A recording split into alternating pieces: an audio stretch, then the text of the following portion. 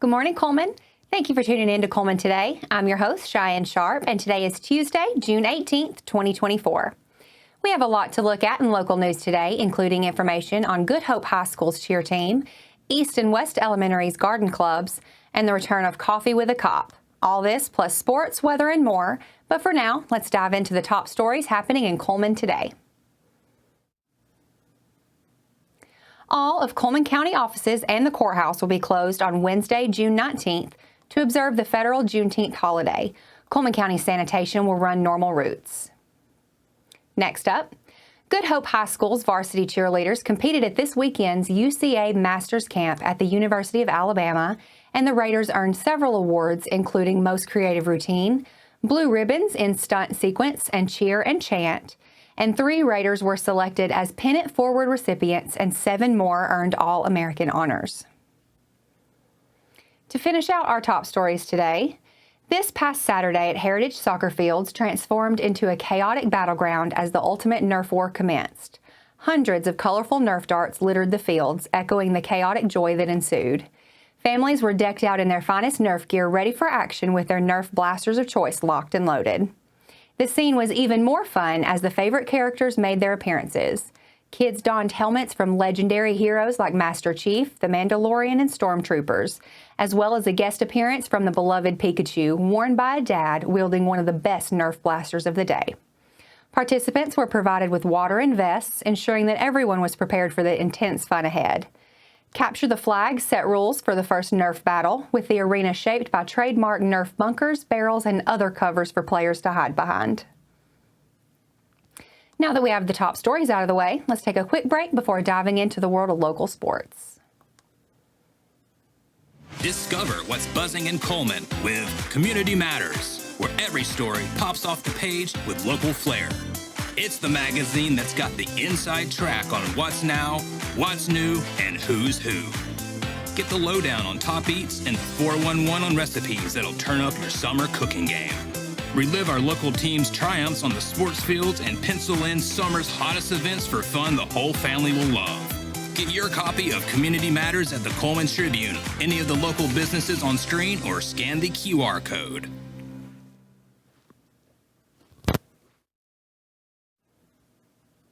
Thanks for coming back. Now it's time to take a look at what's going on in the world of sports. In today's sports segment, let's head to Florence for some big news on a UNA athletics project. After more than 50 years of planning, hoping, and dreaming, the Bank Independent Stadium project at the University of North Alabama got a big step closer to fruition as members of the UNA Board of Trustees, campus administration, and bank independent representatives gathered Friday afternoon at the site of the on-campus stadium to break ground. The event came just a few hours after members of the board unanimously approved a resolution authorizing and supporting bank independent stadium design and overall budget, which paved the way for moving the project into its third and final phase. The Bank Independent Stadium has a base cost of approximately $65 million. To date, total fundraising for the stadium has soared to $25 million, and officials expect to add significantly to that figure once work on the project begins. The UNA board has authorized the institution to borrow up to $35 million towards the cost of construction. Additionally, the UNA Department of Athletics reserved funds for this project during the planning process and will make those available for construction. Along with construction on Bank Independent Stadium, work will also be taking place at the baseball field adjacent to the stadium and at the UNA Spring Sports Complex at Cox Creek. The location will include a multi-purpose track turf field and track that will be available for academic, athletic, intramural, and community use. UNA's football and soccer teams will use the multi-purpose field during construction.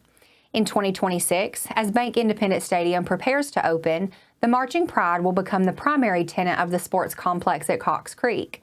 This will give them a dedicated practice facility that mirrors that of other Division I programs. Florence-based Carbine Construction was selected as general contractors for the Cox Creek's project. UNA Baseball will enjoy a reimagined space for the 2025 season that will include a new state-of-the-art playing surface, an all-chairback seating concourse, a video board, and a unique outfield wall that resembles Fenway Park's historic green monster. While site construction will continue into 2026, the majority of baseball's team and fan amenities are targeted to come online in 2025. As the project becomes a reality, university officials are clear. There's no plan now or in the future to assess a student fee in order to build or operate Bank Independent Stadium. At the board meeting authorizing the supporting Bank Independent Stadium, the board also unanimously approved the 2024-2025 tuition schedule, which includes no increase for undergraduate students for a second consecutive year. That covers today's sports, but be sure to keep an eye on the Cullman Tribune for the best local sports coverage. We'll be right back with more news straight from the streets of Cullman County.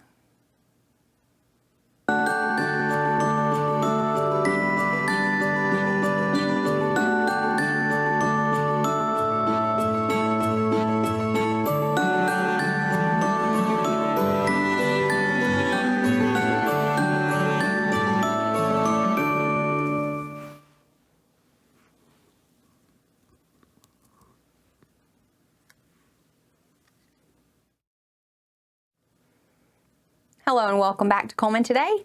Now it's time to speed things up with a news rundown. 4 stories in under 4 minutes.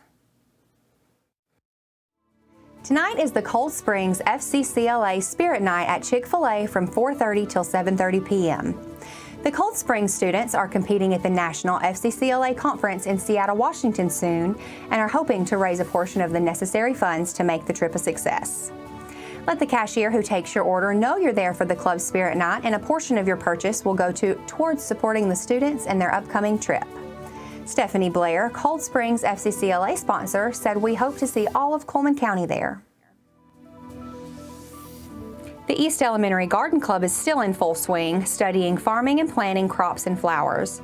After plenty of weeding, watering, planting, and sweating, student members of the Summer Garden Club at East Elementary School cut and arranged flowers to take home to decorate their tables and rooms with the literal flowerings of their labors. East Elementary's Garden Club isn't the only group of students getting dirty this summer. West Elementary's Outdoor Classroom and Garden Club donated fresh green beans to the cafeteria, harvested straight from Miss Caloff's raised bed. The tomatoes that are growing also got a haircut to aid in better production. Coffee with a Cop is making its return to Karma's Coffee House on Saturday, June 22nd from 8 to 10 a.m. Locals are invited to have coffee and conversation with the community's law enforcement officers. The mission of Coffee with a Cop is to break down the barriers between police officers and the citizens they serve by removing agendas and allowing opportunities to ask questions, voice concerns, and get to know the officers from your neighborhood. Now, let's take a quick break before we look at the weather ahead and pay our respects with obituaries. I'll be right back after this quick message.